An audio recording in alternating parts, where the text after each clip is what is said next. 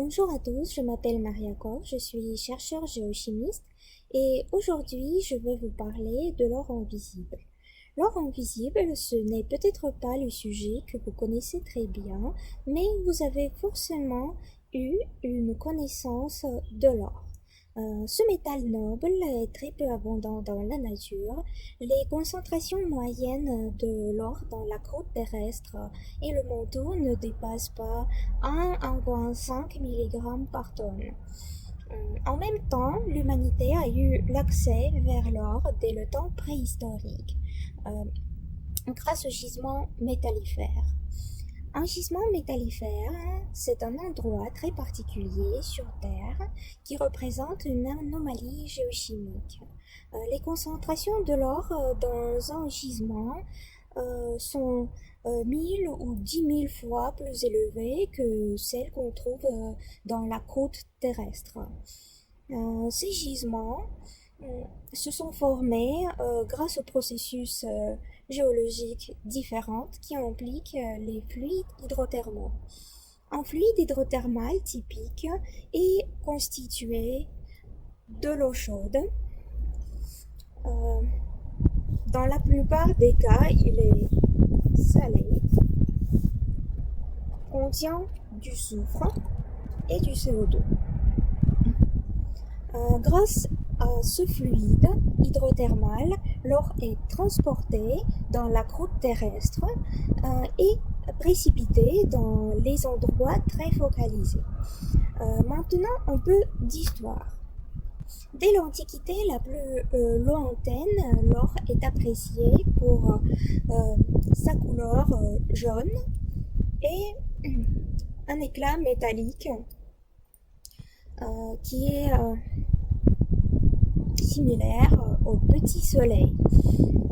Mais ces propriétés ne sont jamais suffisantes pour le faire distinguer des autres espèces minérales, surtout des sulfures, comme la pyrite, arsénopyrite, chalcopyrite ou marcasite. Les chercheurs d'or peu compétents tombaient systématiquement dans ce piège et prenaient les cristaux de pyrite pour des pépites d'or. C'est pour ça que la pyrite, qui est le sulfure de fer en fait, a été également appelée l'or des fous ou l'or des chats.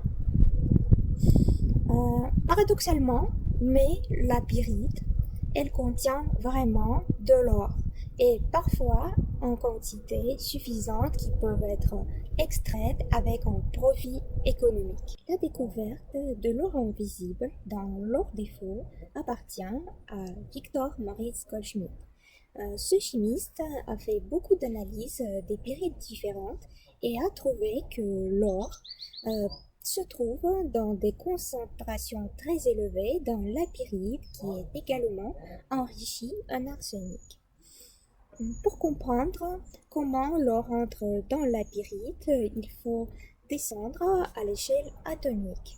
L'or dans la pyrite ne peut pas être observé ni avec un microscope électronique à balayage, ni avec un microscope optique, donc sa taille ne dépasse pas 100 nanomètres. Dans un cristal de pyrite idéal, chaque atome a sa place définie.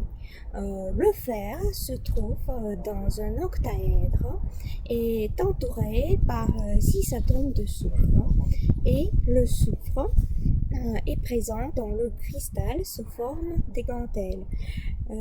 Si on veut faire entrer l'or dans la pyrite, cet or doit soit remplacer le fer dans un octaèdre, soit rentrer dans une gantelle, ou cet or doit perturber le réseau cristallin. Pour comprendre comment l'or entre dans la pyrite, nous avons fait une expérience hydrothermale. Pour ça, nous avons pris de l'eau hydrothermale. Nous avons mis dans notre système la pyrite et de l'or. Puis, nous avons chauffé ça dans un autoclave jusqu'à 350 degrés C et nous avons prélevé la solution de temps en temps pour la faire analyser. Une fois que l'expérience est finie, nous avons récupéré la pyrite néoformée qui s'est recristallisée avec la solution riche en or et l'avons étudiée avec l'aide de synchrotron. Le synchrotron, c'est un anneau où les électrons circulent avec une grande vitesse en créant le rayonnement X qui peut être utilisé pour faire la spectroscopie d'absorption des rayons X. Nous avons découvert que l'or n'entre pas dans le cristal de la pyrite, ne remplace pas ni le fer ni le soufre, mais se trouve dans le cristal sous forme de petits clusters entourés par deux atomes de soufre en coordination linéaire. Cette géométrie est pareille à celle qu'on observe dans la solution où l'or se trouve sous forme de complexe AuHS2-. En fonction de ça, nous avons conclu que l'or entre dans la pyrite par le mécanisme d'adsorption en créant des défauts dans le réseau cristallin. Malgré tous nos efforts, nous n'avons pas pu faire entrer beaucoup de l'or dans la pyrite dans nos expériences. Ce qui nous reste, c'est de rajouter un peu d'arsenic dans notre système. Merci beaucoup pour votre attention.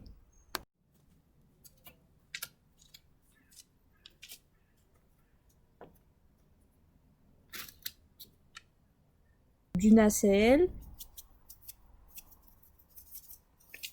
Et voilà.